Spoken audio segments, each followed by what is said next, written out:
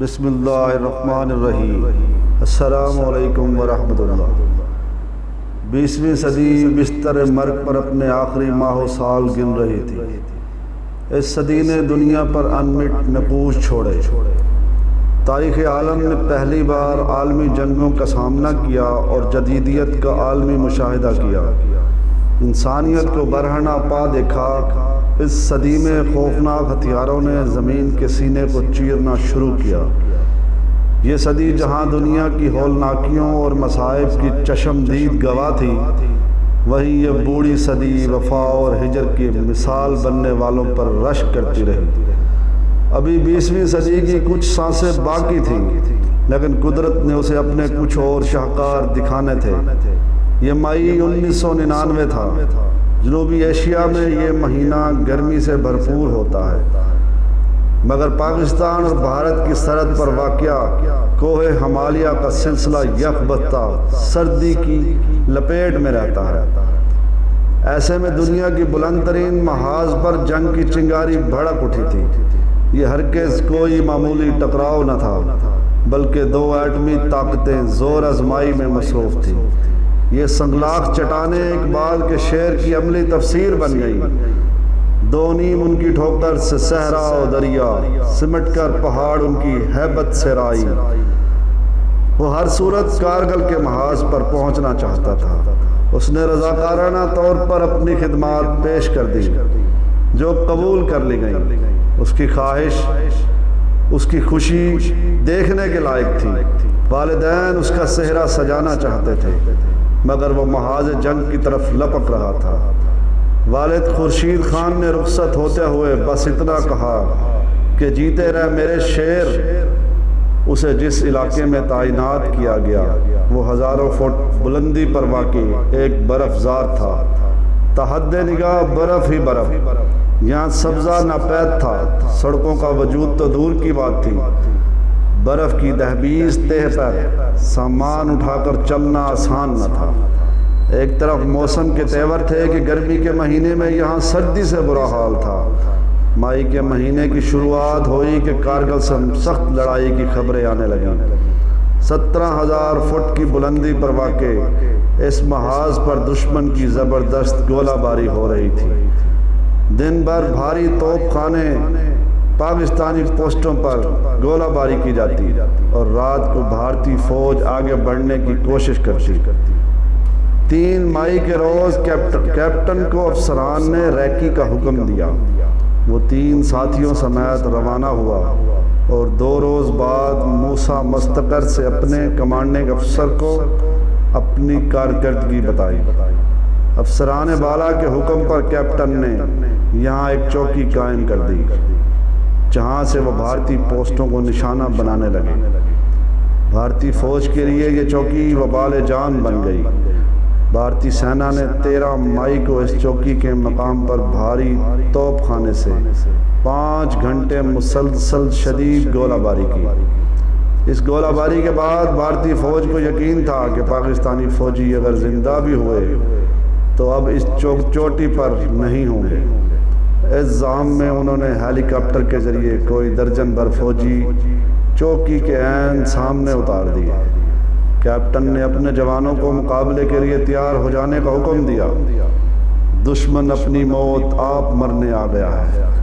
Captain نے اپنے آپ سے سرگوشی کی۔ وہ سب شدید گولہ باری سے بچنے کے لیے تودوں کے پیچھے چھپے ہوئے تھے۔ بھارتی فوج کے اترتے ہی وہ چوکی پر آ گئے اور ساتھیوں کے ہمراہ دشمن پر فائر کھول دیا۔ آدھے مارے گئے اور باقی فوری طور پر راہ فرار اختیار کر گئے۔ کیپٹن نے فرار ہوتے ہوئے فوجیوں کو مخاطب کیا اور کہا، میں یہاں تم لوگوں پر موت کا پروانہ ہوں۔ کیپٹن کی دھاڑ برف پوش چوٹیوں سے ٹکرا کر پوری وادی میں گونج رہی تھی۔ یہ شیر کی دھاڑ تھی جو اس علاقے میں اپنی موجودگی کا پتہ دے رہا تھا۔ کارگل کی چوٹیاں اپنے سینوں پر گولہ باری سہتی رہیں۔ جون کی آخری تاریخیں آن پہنچی۔ کیپٹن کے دل میں جذبات اپنے عروج پر پہنچ چکے تھے۔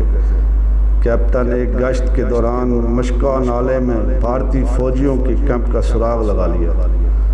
افسران سے حملے کی اجازت طلب کی جو فوراً ملی۔ بھارتی فوج کو منہ توڑ جواب دینے کا وقت آن پہنچا۔ کیپٹن نے چند افراد منتخب کیے۔ کیپٹن نے ہتھیاروں میں 2 بھارتی مشین گنز، 7 دستی بم، 1 RPG، 4 G3 رائفلز اور 1 موٹرولا سیٹ اٹھائے۔ 22 جون کی آدھی رات کو جب ان سرفروشوں کا قافلہ اپنی منزل کی طرف روانہ ہوا، جوانوں نے ایک دوسرے کی طرف دیکھا اور کیپٹن نے نعرہ تکبیر بلند کیا۔ وہ سب 4:30 بجے صبح کے وقت دشمن کے کیمپ کے قریب پہنچ چکے تھے۔ کڑاکے کی سردی سے ہر چیز جمی ہوئی تھی، مگر سچے جذبوں اور وطن کی محبت کی گرمی اس سردی کو شکست دے چکی تھی۔ وہ سرفروش تھے، اللہ ہی ملنے کی لو میں یہاں آئے تھے۔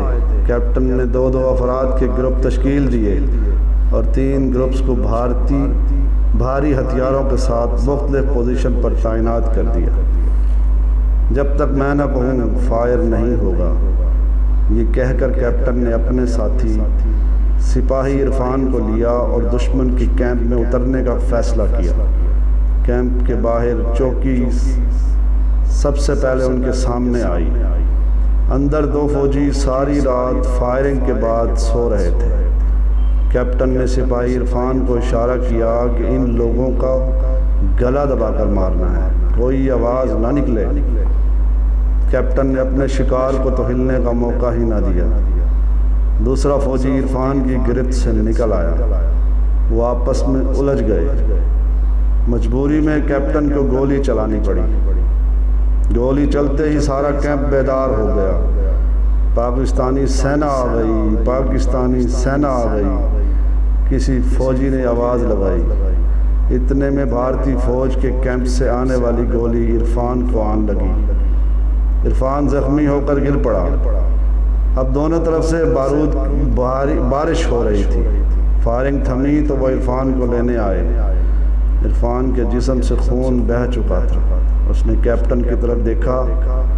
سر، آپ میری فکر نہ کریں، میرا وقت آ چکا ہے۔ عرفان نے بلند آواز میں کلمہ طیبہ پڑھا اور جان اللہ کے حوالے کر دی۔ اس دوران بھارتی توپ خانے اور جنگی طیاروں نے بمباری کا آغاز کر دیا۔ عرفان کو تودے کے پیچھے لٹایا اور خود کیمپ سے پیچھے ہٹنے لگے۔ بمباری تھمی تو دوبارہ سپاہی عرفان کے مقدس جست خاکی کو اٹھانے آئے، لیکن بھارتی فوج عرفان کو لے کر جا چکی تھی۔ وہ اپنی پوزیشن پر واپس آ گئے۔ کیپٹن اپنی وردی پر لگے عرفان کے خون کو بار بار چھو کر دیکھتا رہا۔ اسے عرفان کی کامیابی پر رشک آ رہا تھا۔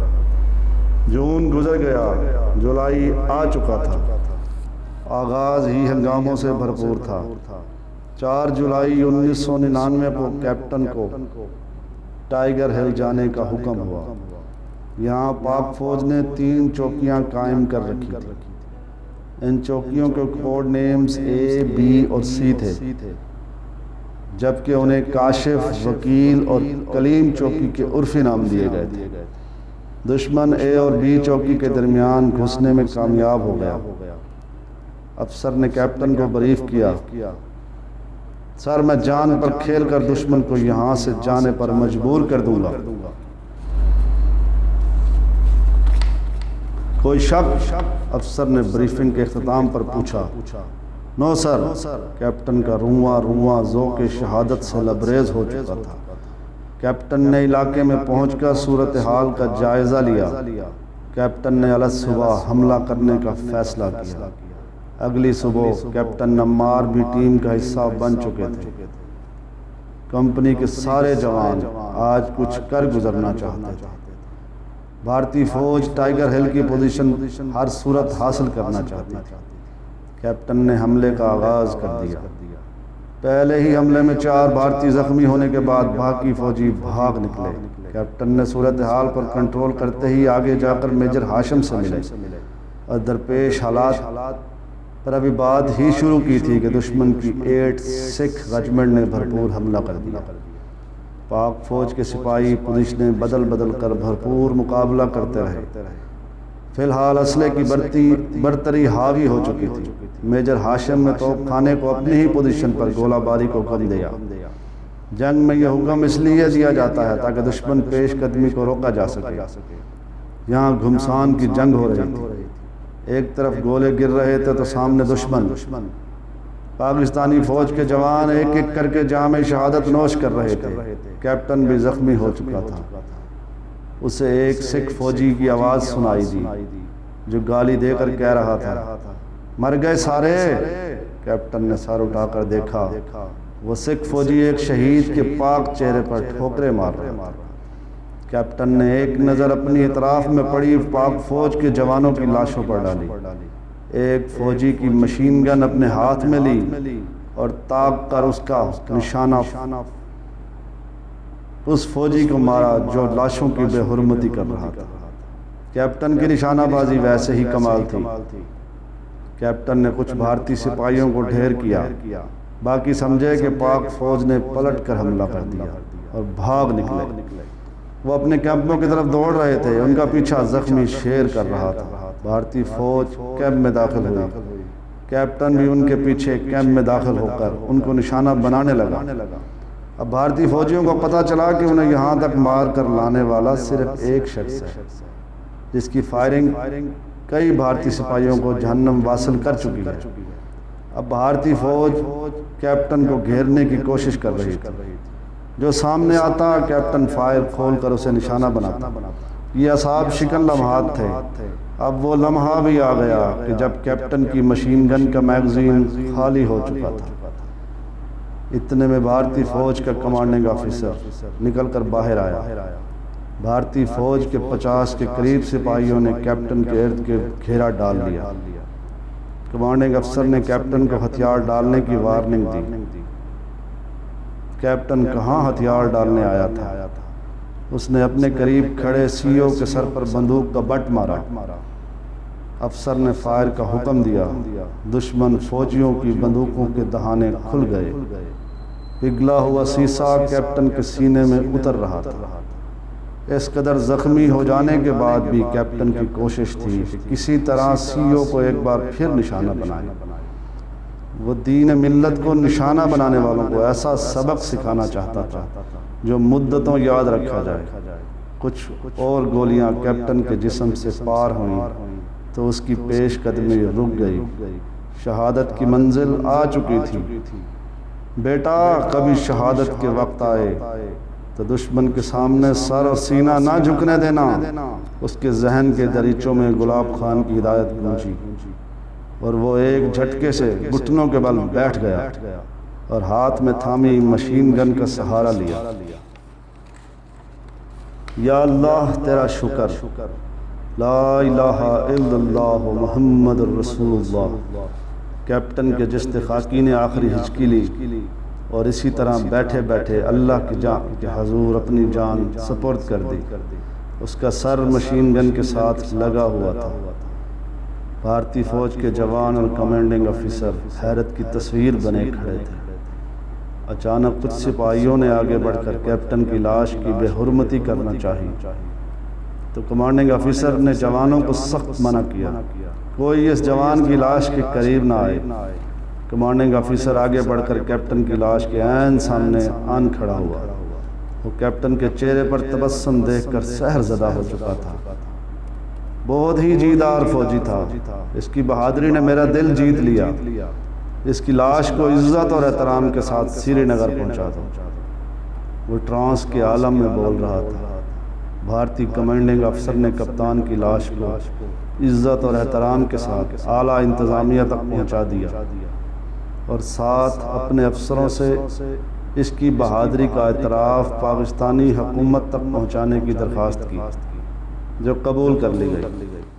کیپٹن کی بہادری کا اعتراف اس کے ورثہ تک پہنچا دیا گیا۔ آپ کا یہ بہادر افسر یقیناً آپ کی فوج کا قیمتی اثاثہ ہے۔ اس نے سخت ترین حالات میں جس جرت اور بہادری اور جواں مردی کا مظاہرہ میدان جنگ میں کیا وہ ہمارے لیے متاثر کن ہی نہیں بلکہ قابل تقلید بھی ہے۔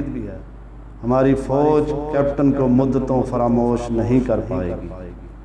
جولائی کی آدھی رات گزر چکی تھی۔